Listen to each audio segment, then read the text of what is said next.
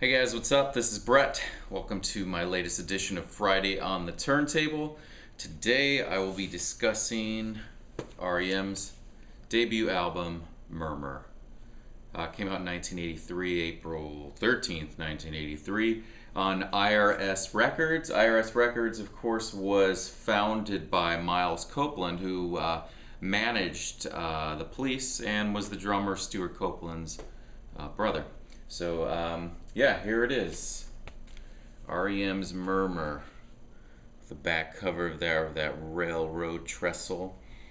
You can see my original price tag on there. Paid $5.99.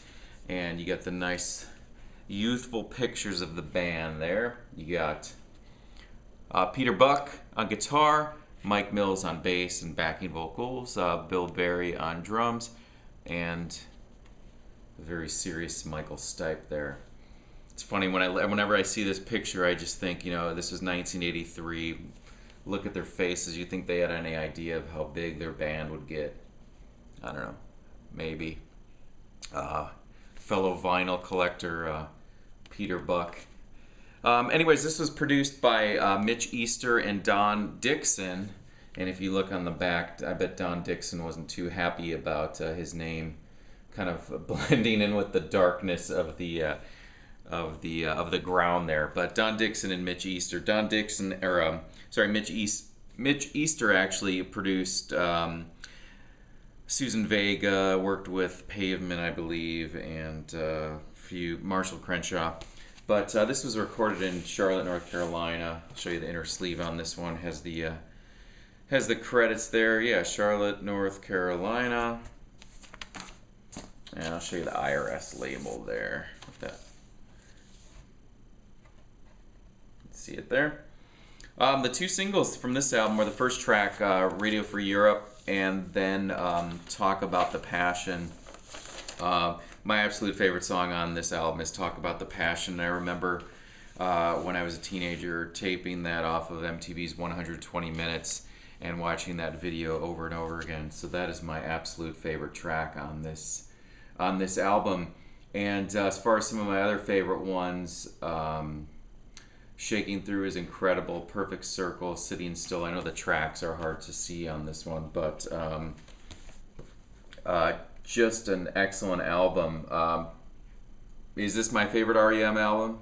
Yes. It's kind of hard to decide between this and its follow-up, Reckoning, which came out the following year, but doing a comparison throughout this week, Murmur definitely takes the prize as being my favorite album, and I will assign it the 10 out of 10.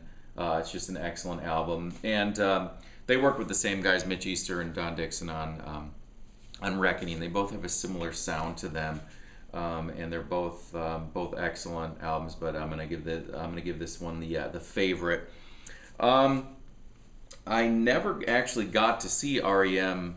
live, sadly.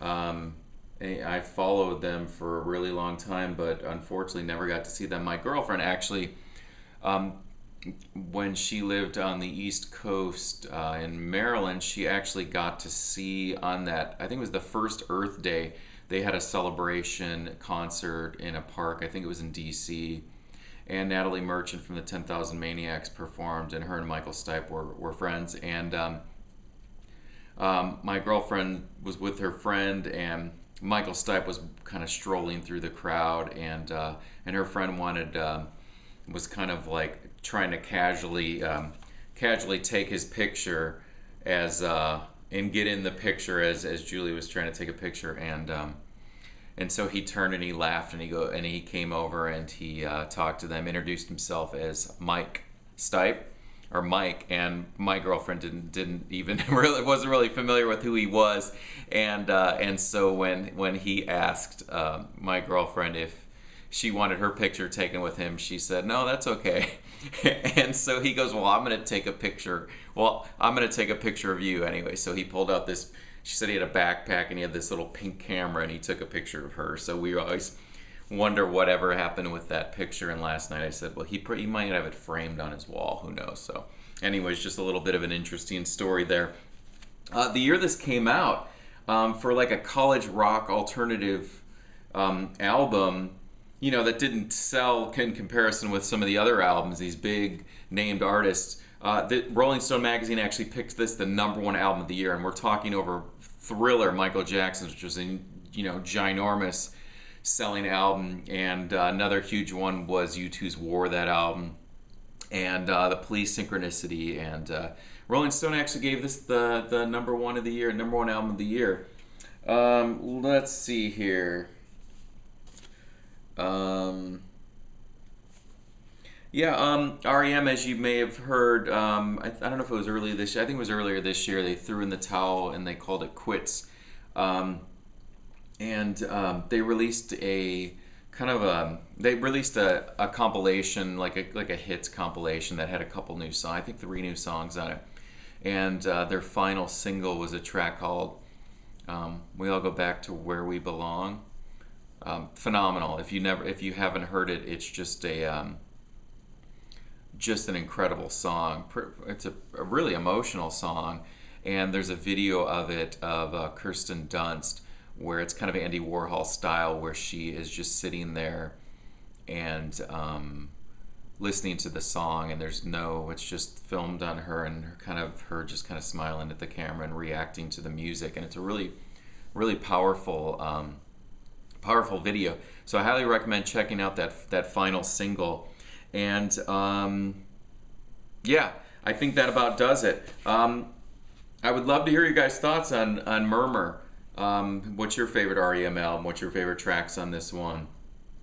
And I know a lot of you out there in the vinyl community are fans of R.E.M., so look forward to hearing it. And just another thing to mention about this album is just the, when you listen to it and you hear kind of R.E.M. in its infancy and how great of an album that they put out as their debut. I mean, really, not only is it a great album, but it's also their first album. And I think that says a lot for where they were at as songwriters. And there's this cloak kind of that covers Michael Stipe's lyrics at that time, whether it was him writing and perhaps not even fully not coming into his own as far as a level of comfort of wanting to expose himself and what he's saying. So a lot of the lyrics, as you know, if you're familiar with this album, a lot of the lyrics are kind of indecipherable. And then as R.E.M. progressed, he got more and more confident, and the band's sound grew and stuff. And they were on IRS all the way through their 5th album, Document, and then they signed with Warner Brothers, and then their career took off with Losing My Religion. It was a huge song on the Out of Time album, and It's the End of the World as We Know It off Document, and Man on the Moon from Automatic for the People. But really, those early R.E.M. albums are really exceptional. Not that the other stuff isn't, because I really do like it all, but just exceptional. So if you're new to R.E.M., this shouldn't be that difficult to track down on vinyl. Murmur, so definitely.